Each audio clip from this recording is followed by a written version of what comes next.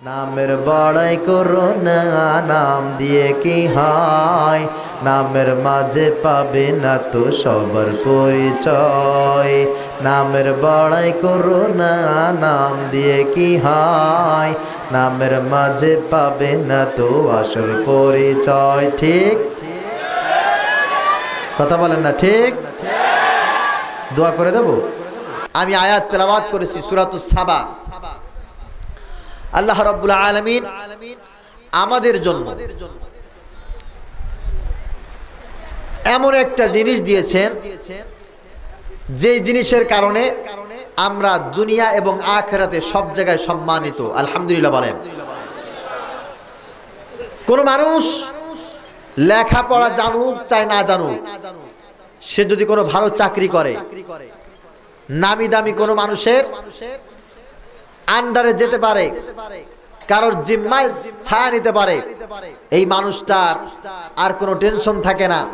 মানুষটা খুব স্বাচ্ছন্দ্য বোধে জমিনের উপরে হাঁটা চলা করে আর বলতে থাকে আমি অমুক কোম্পানিতে জব করি, অমুক কোম্পানির মালিক আমার দায়িত্ব নিয়েছেন। ঠিক কিনা বলেন? সাপোজ আমাদের দেশের প্রধানমন্ত্রী শেখ হাসিনা, শেখ হাসিনা যদি আপনাকে বলে আব্দুল করিম তোমার কোনো টেনশন নেই, তোমার কেউ নেই তো কি হয়েছে, আমি আছি। কোন একজন এই কুড়িগ্রামের উলিপুর থানার এই প্রত্যন্ত চর অঞ্চলের একজন মানুষকে যদি আমাদের শেখ হাসিনা এই কথা বলেন, তার কি আর কোনো টেনশন থাকবে? সবাই বলেন। দুনিয়ার জমিনে তার বসবাসের জন্য আর কোনো দুশ্চিন্তা থাকবে না। ঠিক কিনা? এই বিশাল আসমানের মালিক, জমিনের মালিক, তিনি যদি আমাদেরকে বলেন এই শোনো তোমাদেরকে আমি শান্তির ব্যবস্থা করে দিয়েছি, তোমরা এখানে হাঁটো, এখানে বসো, এখানে চলাফেরা করো, এইভাবে তোমরা তোমাদের জীবন কাটাও, তোমাদের জিম্মা আমি নিয়েছি। মুসলমান জিজ্ঞাসা করি আমাদের কোনো টেনশন আছে? আমাদের কোনো দুশ্চিন্তা আছে? না।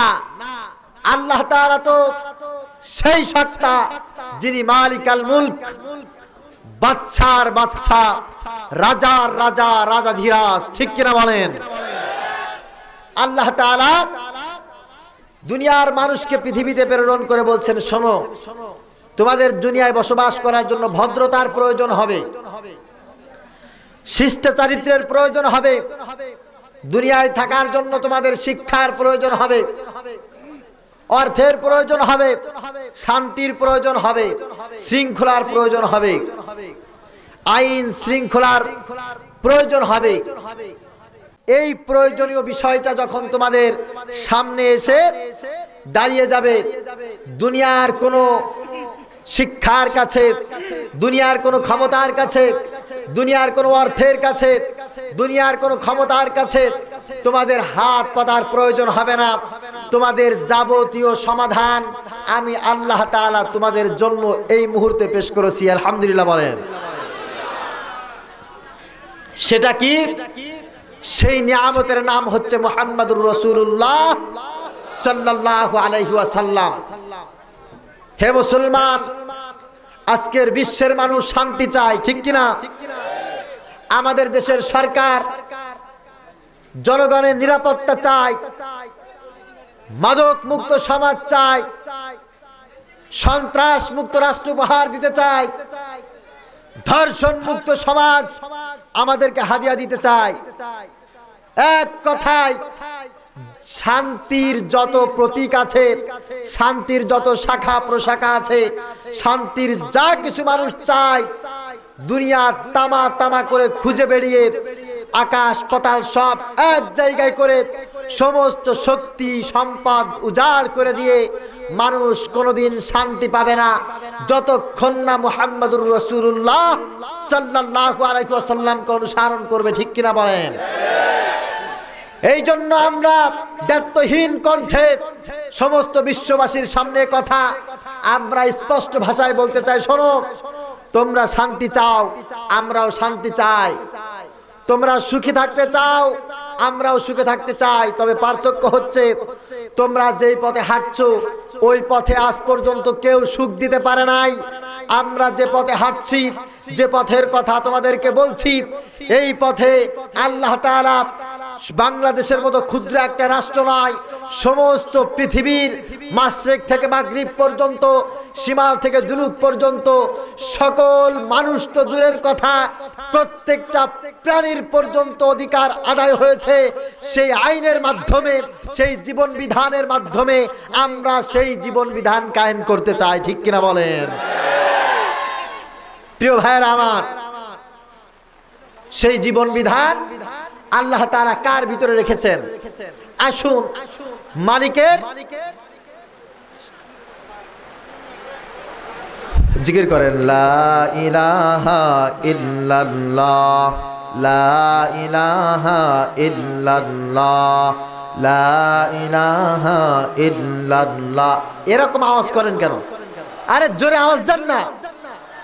লা ইলাহা ইল্লাল্লাহ, লা ইলাহা ইল্লাল্লাহ, লা ইলাহা ইল্লাল্লাহ, লা ইলাহা ইল্লাল্লাহ, লা ইলাহা ইল্লাল্লাহ, লা ইলাহা ইল্লাল্লাহ, লা ইলাহা ইল্লাল্লাহ, সুবহানাল্লাহ, আলহামদুলিল্লাহ, লা ইলাহা ইল্লাল্লাহ, সুবহানাল্লাহ, আলহামদুলিল্লাহ, লা ইলাহা ইল্লাল্লাহ, সুবহানাল্লাহ, আলহামদুলিল্লাহ, লা ইলাহা ইল্লাল্লাহ, লা ইলাহা ইল্লাল্লাহ, লা ইলাহা ইল্লাল্লাহ, লা ইলাহা ইল্লাল্লাহ, লা ইলাহা ইল্লাল্লাহ, লা ইলাহা ইল্লাল্লাহ, লা ইলাহা ইল্লাল্লাহ, লা ইলাহা ইল্লাল্লাহ, লা ইলাহা ইল্লাল্লাহ। এই রাসূলকে পেয়ে আমরা কি নিয়ামত পেয়েছি! অল্প সময়ের ভিতরে ইনশাআল্লাহ আমি বলার চেষ্টা করব।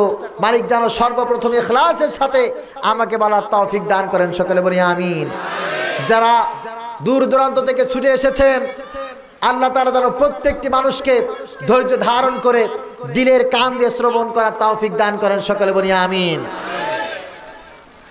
প্রথমে একটি হাদিস বলতে চাই। সে হাদিসটা হচ্ছে এমন, যারা বিশ্বনবীকে পেয়েছে তাদের চাইতে সৌভাগ্যবান আর কেউ নেই। সমস্ত পয়গম্বরেরা পর্যন্ত আফসোস করত, আফসোস, আল্লাহ নবী বানিয়েছ, আলহামদুলিল্লাহ, তোমার সিদ্ধান্তই খুশি, তবে কতটা উত্তম হতো যদি আমি এই জামানার নবী না হয়ে আখিরি জামানার একজন উম্মত হতে পারতাম। সুবহানাল্লাহ বলবেন না?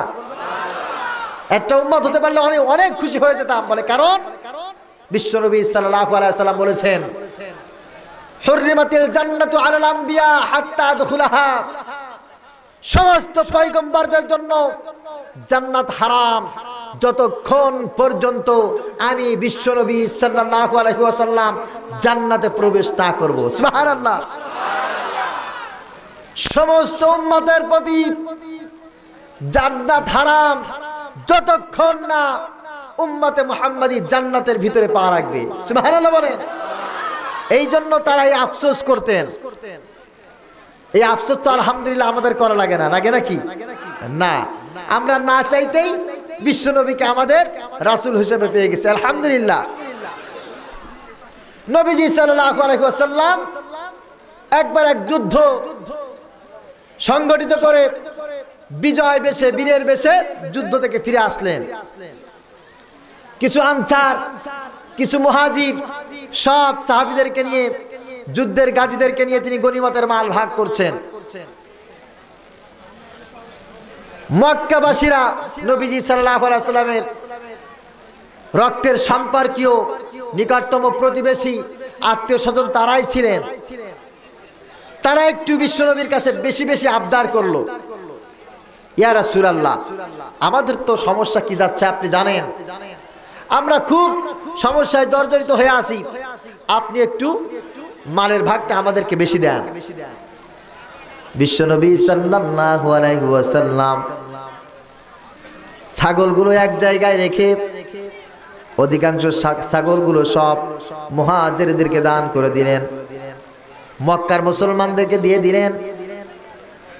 ঘোড়াগুলো এক জায়গায় করে ঘোড়াগুলোর সব বেশি বেশি সুন্দর সুন্দর ভাগ মক্কার মানুষদেরকে দিয়ে দিলেন।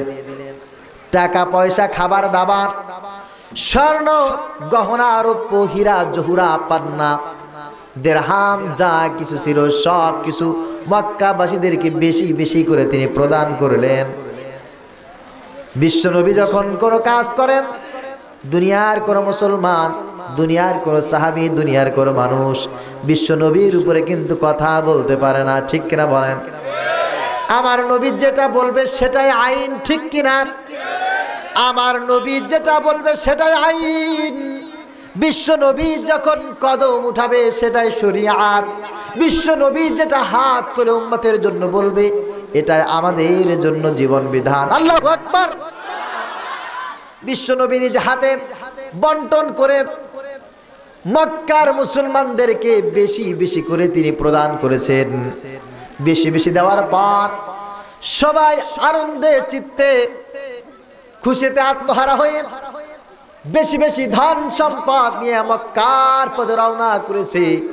এবার মদিনার আনসার সাহাবীগণ মন একটু খারাপ হয়ে গেছে, বেজার হয়ে গেছে। আমরা তো যুদ্ধ করলাম, অনেক কষ্ট করে বিশ্ব নবীকে আমরা সঙ্গে সাথে নিয়ে আমরা সব কিছু অর্জন করেছি। আমাদেরকে কম কম মাল দিয়া সব বেশিগুলো তার আত্মীয় স্বজনদেরকে তিনি বন্টন করে দিয়েছেন। মক্কার মুসলমানগুলোকে বেশি বেশি প্রদান করেছেন। আজকে এই মুহূর্তে এমন কাহিনী দেখার জন্য আমরা অপেক্ষা করি না, আমরা মালের দিক দিয়ে কম পেয়ে গেলাম। বিশ্বনবী সাল্লাল্লাহু আলাইহি ওয়াসাল্লাম সাহাবীদের মনের ব্যথা বুঝে গেছেন। মদিনার সাহাবীদের দিকে তাকায়া বিশ্বনবী বলছেন, কিরে আমার মদিনার সাহাবীরা মন খারাপ হয়ে গেল নাকি? বলে হ্যাঁ। বলে তাকায় দেখো তো কারা দামি সম্পদ পেয়েছে। বলে ইয়া রাসূলুল্লাহ বুঝলাম না। বলে না বুঝার কিছু নাই, মক্কাবাসীরা কি নিয়ে যায় আর মদিনাবাসী কি নিয়ে আছে একটু তাকিয়ে দেখো। মক্কার মুসলমানেরা টাকা পয়সা দুনিয়ার সম্পদ নিয়ে বাড়ির পথে রওনা হয়েছে, আর মদিনাবাসী আমি বিশ্ব নবীকে সাথে নিয়ে মদিনায় বসে আছে। সুবহানাল্লাহ। ও মদিনাবাসী, তোমরা কি চাও আমি ওদের সাথে চলে যাই আর টাকা পয়সা সব তোমাদের কাছে দিয়ে যায়? এটা কি তোমরা কামনা করো?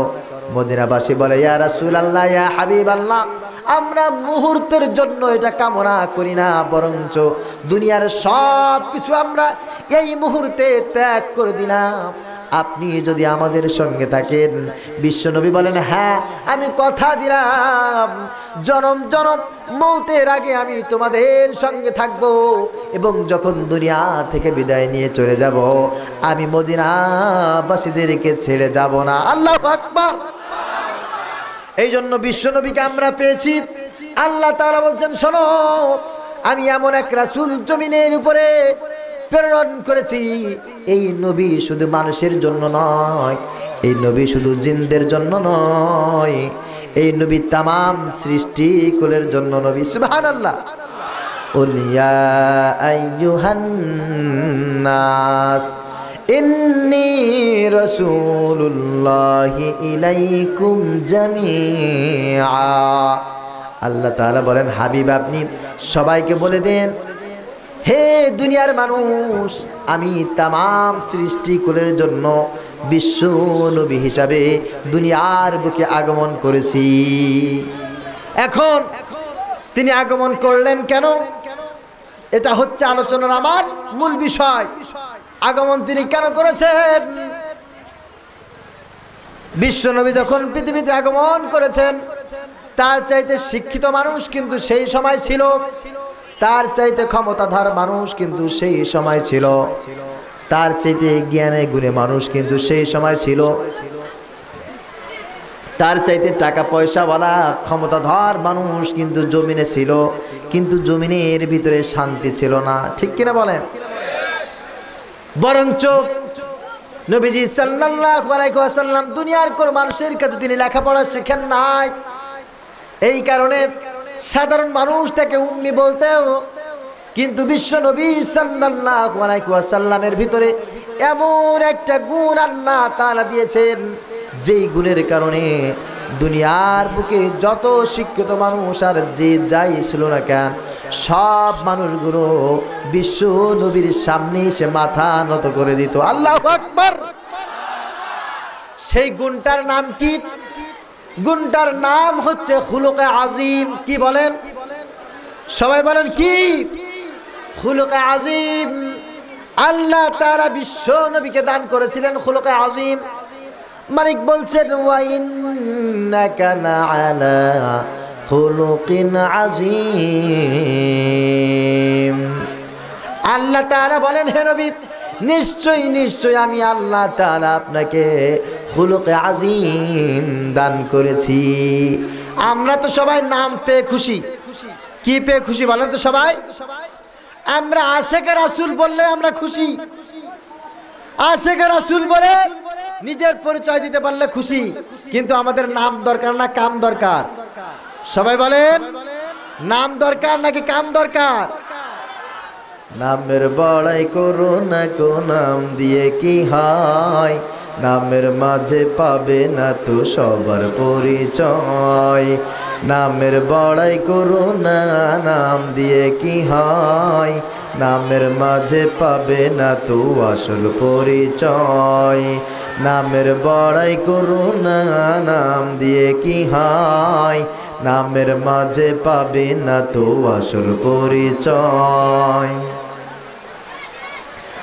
রাজা নেই, শাহী নেই, রাজশাহী নাম, হাতি ঘোড়া কিছু নেই, আছে শুধু আম। ঠিক কিনা বলেন?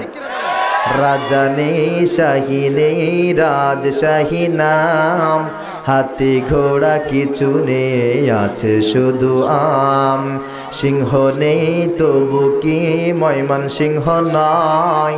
নামের বড়াই করো না, নাম দিয়ে কি হয়?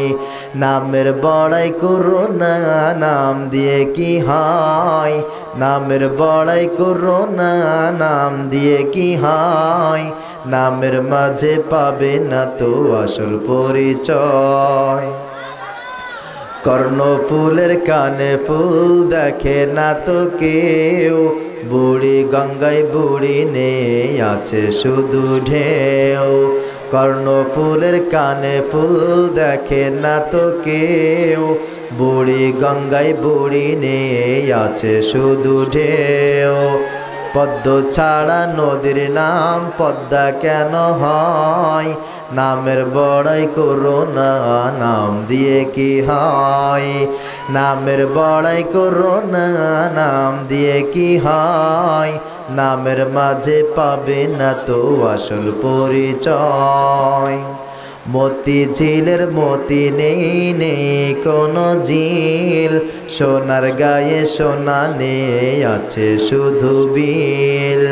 মতি ঝিলে মতি নেই, নেই কোনো ঝিল, সোনার গায়ে সোনা নেই, আছে শুধু বিল। ঢাকার শহর খোলা থাকে, ঢাকা নাহি রয়। নামের বড়াই করো না, নাম দিয়ে কি হয়? নামের বড়াই করো না, নাম দিয়ে কি হয়? নামের মাঝে পাবে না তো সবার পরিচয়। নামের বড়াই করো না, নাম দিয়ে কি হয়? নামের মাঝে পাবে না তো আসল পরিচয়। ঠিক কথা বলেন না? ঠিক। দোয়া করে দেব। এই জন্য তাফসীর মাহফিলে কোনো ভীতু লোক এখানে আসে না। এখানে যারা আসে তারা ভয় করে কাকে? সবাই বলেন, ভয় করে কাকে? ইন্না সলাতি ওয়া নুসুকি ওয়া মাহইয়ায়া ওয়া মামাতি লিল্লাহি রাব্বিল আলামিন। হে নবী বলে দিন, নিশ্চয় আমার নামাজ, আমার কুরবানি, আমার হায়াত, আমার মউত সবকিছু কার জন্য বলেন? সবাই বলেন কার জন্য? আমরা বাঁচতে চাই কার জন্য? আমরা মরতে চাই কার জন্য? এই দেশে যত প্রকার মানুষ থাকুক না কেন, হিন্দু থাকবে তার অধিকার নিয়ে থাকবে, খ্রিস্টান থাকবে তার অধিকার নিয়ে থাকবে, কাদিয়ানিরা থাকবে জামায় আদরে থাকবে, ঠিক কিনা বলেন? তবে কাদিয়ানিরা মুসলমান হিসাবে থাকতে পারবে না। আমার আলোচনাটা বৃষ্টির কারণে আসলে আল্লাহ পাক এটাই আমাদের জন্য মঞ্জুর করেছিলেন, তাই হয়েছে। কিন্তু আমি চেয়েছিলাম বিশ্বনবীর আদর্শ মানুষকে কতটা তৃপ্তি করতে পারে, কতটা মানুষকে স্যাটিসফাইড করতে পারে। কিন্তু কথা হচ্ছে আমাদের দেশে হিন্দু হিন্দুর অধিকার নিয়ে থাকবে, খ্রিস্টান খ্রিস্টানের অধিকার নিয়ে থাকবে, কাদিয়ানিরা কাদিয়ানের অধিকার নিয়ে থাকবে। কিন্তু মুসলমানের নবীকে বিশ্ব নবী না মেনে মুসলমান দাবি করা কাদিয়ানিরা আমাদের সামনে আমাদের জীবন থাকতে রক্ত থাকতে মুসলমান দাবি করতে পারবে না, পারবে না, ঠিক কিনা বলেন? আমি বাংলাদেশের সরকারকে বলতে চাই, অতীতে এরকম আন্দোলন অনেক হয়েছে, অনেক হয়েছে, ভবিষ্যতে এরকম আন্দোলন আমরা ঠান্ডা আছি, আমরা ঠান্ডা আছি। এই দেশে যা হয়ে গেছে হয়ে গেছে, আমরা দেখেছি আর আপনাদের জন্য দোয়া করেছি। আল্লাহ তাআলা আপনাদের সুবুদ্ধি উদয় হোক, আপনারা দেশের জন্য জনগণের জন্য কাজ করুন, কাজ করে যাচ্ছেন। এবং আর একটা কথা হচ্ছে, কাদিয়ানীদের অমুসলিম ঘোষণা করতে হবে, কাদিয়ানীদের অমুসলিম ঘোষণা করতে হবে। কাদিয়ানীরা কাফের, কাদিয়ানীরা কি বলেন? বিনা দলিলে কাফের, ঠিক কিনা বলেন? সুতরাং আমাদের এখন থেকে একেবারে আমরণ লড়াই চলবে। আমাদের একটা মাত্র স্লোগান, কাদিয়ানীদের অমুসলিম ঘোষণা করতে হবে। এই জন্য আজকের এই বিশাল তাফসিরুল কোরআন মাহফিল থেকে, এই মাহফিল থেকে আমরা সবাই একত্রতা ঘোষণা করছি, কাদিয়ানীরা কাফের। কাদিয়ানীরা কি বলেন? এদেরকে কাফের ঘোষণা করার জন্য বাংলাদেশের উলামায়ে কিরাম যদি আপনাদেরকে ডাক দেন, কে কে যেতে রাজি আছেন? আল্লাহু আকবার, নারায়ে তাকবীর। আল্লাহ তাআলা সবাইকে কবুল করুন, সকলে বলেন আমিন।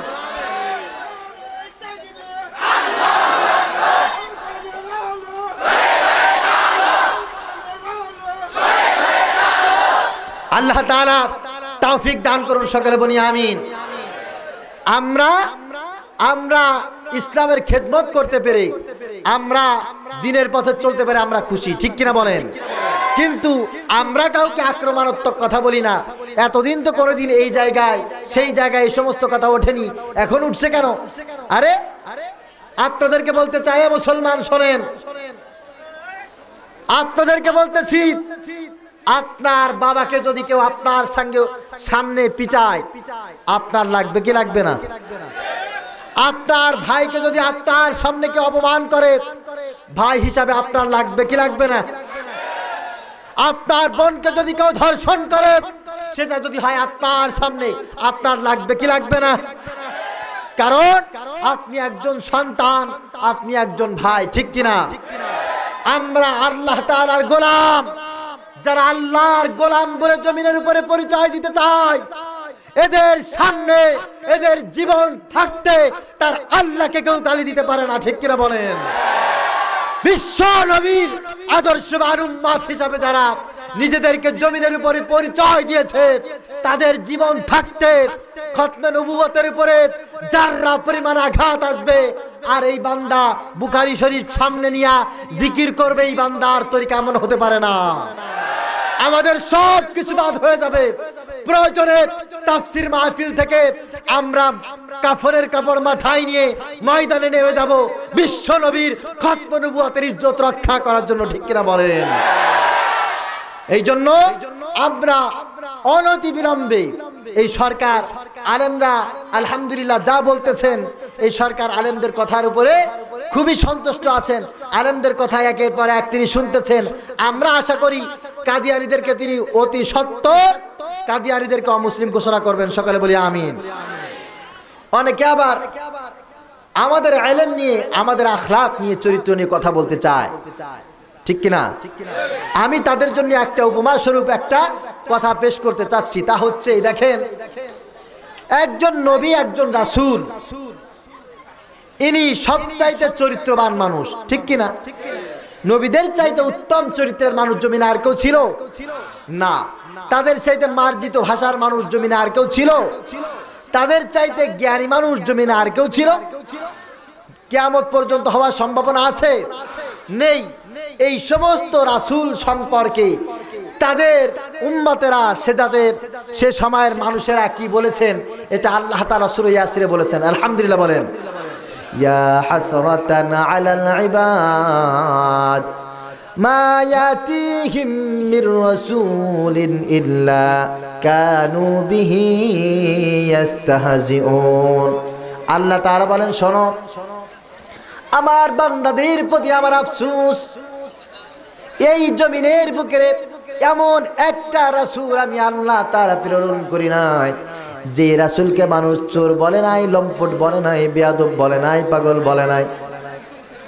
ভাইরা আমার, একজন নবী যেমন মানুষকে নামাজের কথা বলবেন, রোজার কথা বলবেন, হজের কথা বলবেন, জিকির আজকারের কথা বলবেন, সদা সর্বদা মানুষকে হাতে ধরে পায়ে ধরে, একজন নবী, একজন রাসূল যেমন মানুষকে সত্য পথ আঁকড়ে ধরার জন্য বলবেন, এই নবী তার সামনে যখন কোনো অন্যায় কাজ সমাজে সংগঠিত হবে, এই নবী সবার আগে প্রতিবাদ করবেন, ঠিক কিনা বলেন?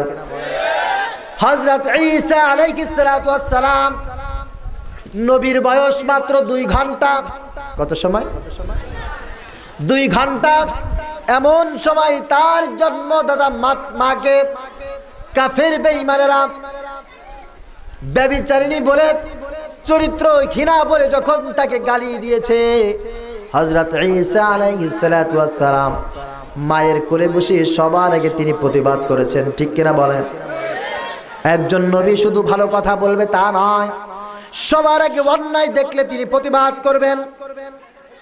একজন আলেম মানুষকে যেমন নামাজের কথা বলবেন, জিকির আজকার কথা যেমন তিনি বলবেন, একজন আলেম যেমন মানুষকে কোরআন তেলাওয়াতের কথা বলবেন, ওই আলেম তিনি যদি হক্কানি আলেম হন, ওই আলেম সেই মানুষটাকে সত্য পথে আসার জন্য, দিন কায়েমের জন্য, বান্দাকে সত্যের পথে লড়াই করার জন্য বলবেন, ঠিক কিনা বলেন? সত্যের পথে লড়াই করার কথা যে আলেম বলবে না, ওই আলেম কোনোদিন উলামায়ে হক হতে পারে না। কারণ তাদেরকে আল্লাহ তাআলা দুনিয়ার কোনো জ্ঞানে জ্ঞানী করেন নাই। তোমাদের রক্তের সাথে কার রক্তের সম্পর্ক তুমি ভালো করে জানো, এই কারণে তোমার কথা, তোমার আলাপচারিতা একরকম। আর একজন নবী, একজন রাসূল, তার রক্তের সাথে মদিনার রক্তের সম্পর্ক, ঠিক কিনা বলেন? তার মেজাজের সাথে মদিনার মেজাজের সম্পর্ক। এই জন্য তিনি যেমন তোমাদের সামনে নরম ভাষায় কথা বলে, চোখের পানি ছেড়ে হাতে ধরে পায়ে ধরে তোমাদেরকে নামাজের কথা বলেন, তেমন তদ্রূপ জালেমদের থেকে বের হয়ে এসে উলামায়ে কেরামদের সাথে সঙ্গী হওয়ার জন্য তোমাদেরকে আদেশ করে দেন, ঠিক কিনা বলেন?